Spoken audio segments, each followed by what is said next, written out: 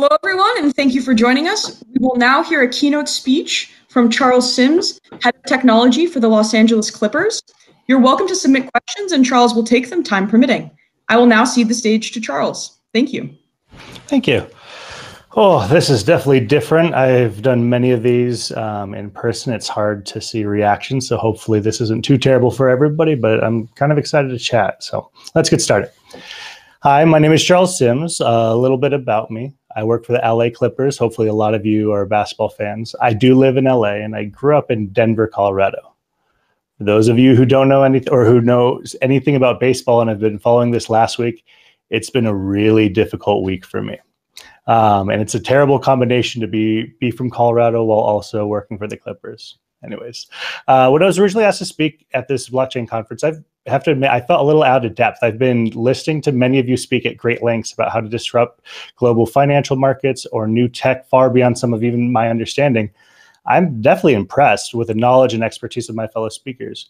But I have, however, found this common thread that in many of these talks, and that is just, we're all trying to use technology to make the world a better place, whether it's democratizing technology or making it easier to access, giving to more people. But that's what I can really talk about. Technology is something I'm so passionate about in my life because it's given me a career that I love. It's allowed me to work with some absolutely brilliant people, travel to places that I never thought I would be able to. But it piques my curiosity every single day, and it allows my thirst to learn to really be taken care of. It's also given me a platform to advocate for those who don't look like me or come from the type of life that I've been lucky to have grown up in, and show how they can still succeed just as well as some of us. Furthermore, I am passionate about how dollar for dollar technology has the largest return on investment in my eyes than any other form around the world. It comes back to what technology is good at. It's a force multiplier. It is something that no matter what stage in the income index you are at, it can change your life. One of the focus I've had lately around technology is technology and education. And mind you, I'm not in education, so I'm always going to defer to those that do this day in, day out. I've just been lucky enough to be part of a lot of projects that embrace these philosophies within education, and I've gotten to see the valuable outcomes they provide. Today, I've been asked to give my thoughts about technology solving that equity gap. There are two major points I'm going to try to focus on. First is how access to technology improves the equality gap, but the quality of implementation pushes that equity gap, or narrows that equity gap. So diving into access. Access is something that we all talk about, especially in a lot of these speeches, is one, equal access to the internet as an absolute baseline. We need everyone, not only children, but their parents, teachers, all adults should have access to the most powerful technology we have in the world. Access to the internet means access to information, access to learning, access to knowledge, access to communication or community, access to so many things that in the past were difficult to come by or reserved for certain classes that are now available to the masses. In the past, you had to have the money or status to be able to have access to this type of knowledge. I remember the door-to-door salesman who used to sell encyclopedias, and then those were delivered on a flatbed, would take up an entire room. But my grandfather would be so excited that he was able to give that knowledge to his kids. Now Wikipedia can be found on you could fit the entirety of Wikipedia on one hard drive. So moving forward, the equal access also doesn't just mean for students. This stops at the school level. Home connectivity is just as important, if not more important, to support extended learning opportunities for full digital equity and helping the parents get pulled into that same equation. Next one is equal access devices. The disparity between low-income families and middle-income families who have a desktop or laptop is almost 30%. More than half of all low-income families do not have access to some sort of computer at home.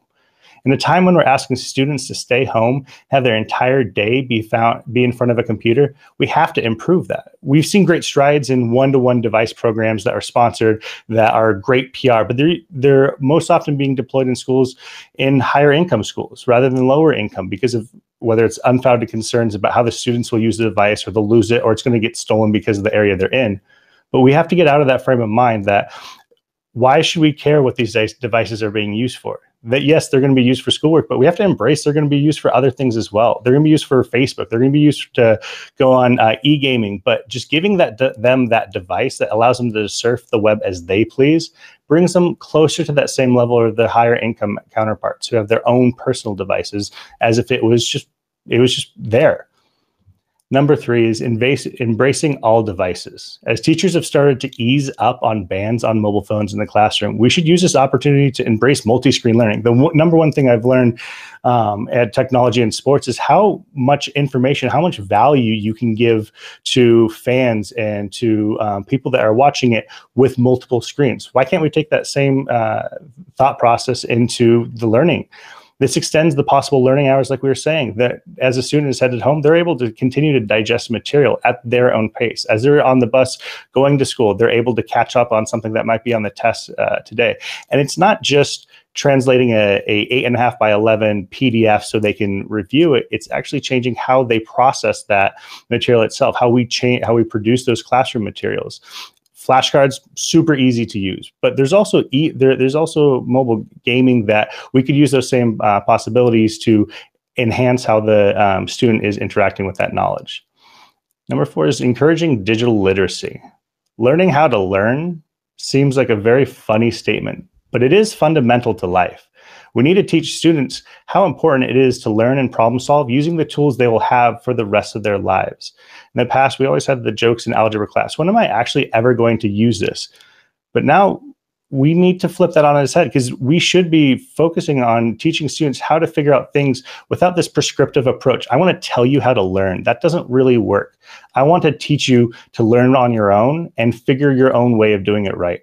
We should be letting them use Wikipedia, finding these answers on forums. Just because it doesn't come from the digital textbook's online course doesn't mean it's wrong. We need to teach each student how to decipher the information they find online. This is more important now than ever. This leads to skills that they will develop for the rest of their lives. To decipher what is accurate versus fake online early will help them interact with the internet of the future and be more informed in the normal everyday lives. Learning how to digest news, learning how to digest what other people's opinions are versus facts is extraordinarily important, and giving them the ability to do that in a clear and concise way is important.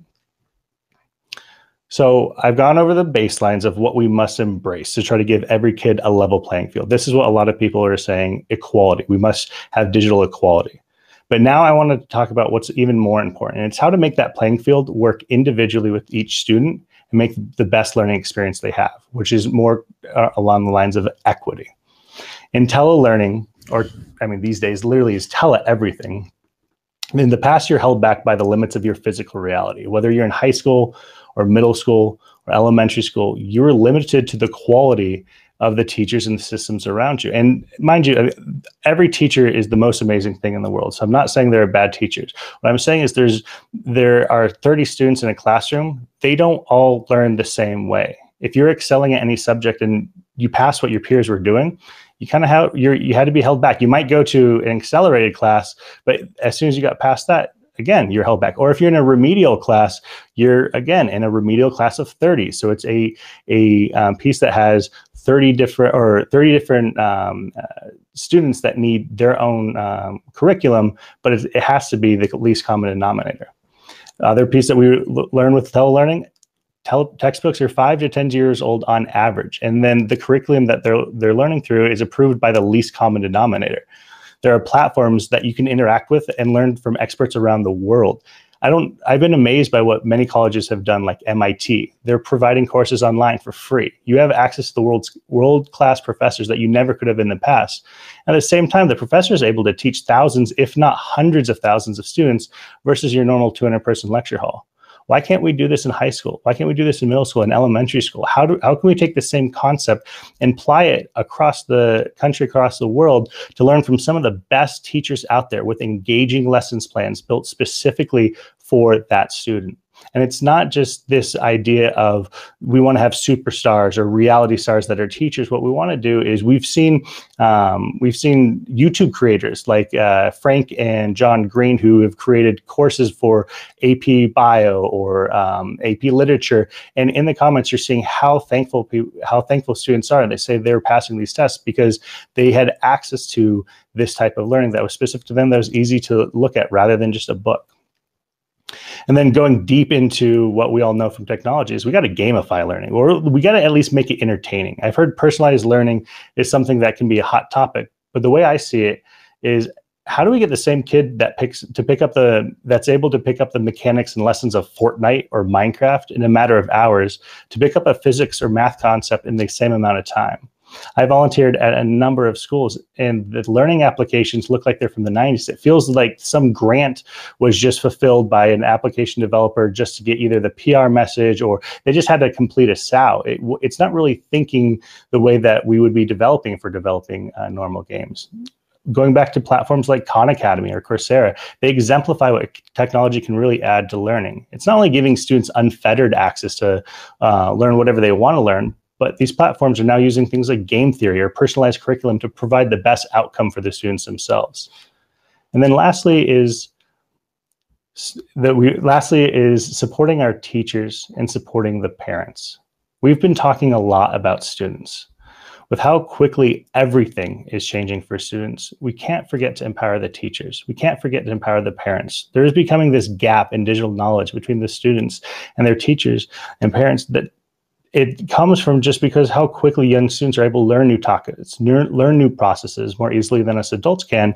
And we have to embrace that. The focus shouldn't be teaching the parents what the students are learning. We don't need to teach a parent how to learn algebra on the computer, but we should focus on teaching parents how to continue to support, how to empower, how to really push the student past their barriers, getting them to the next step and owning the entire process. And I think that whole cradle to grave type of curriculum is extraordinarily important to help the parents as well. It can take the parents outside of their normal, this is what I'm going to do for the rest of my life, to think there are other opportunities.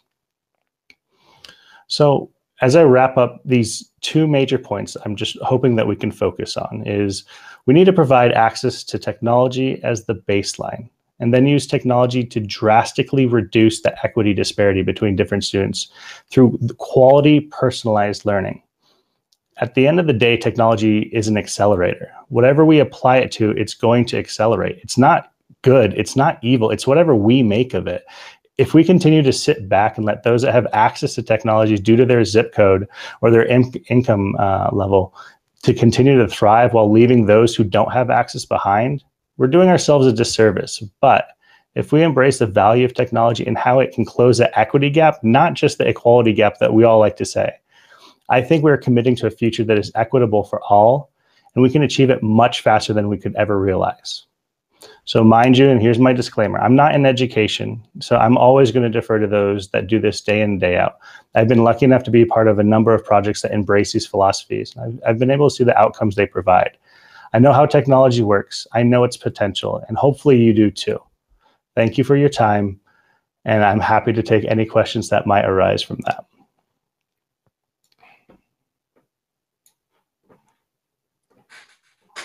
Hi, Charles. Thank you so much. I just wanted to ask you, on the level of, with the LA Clippers, in your role there, are you doing anything specifically to tackle this issue?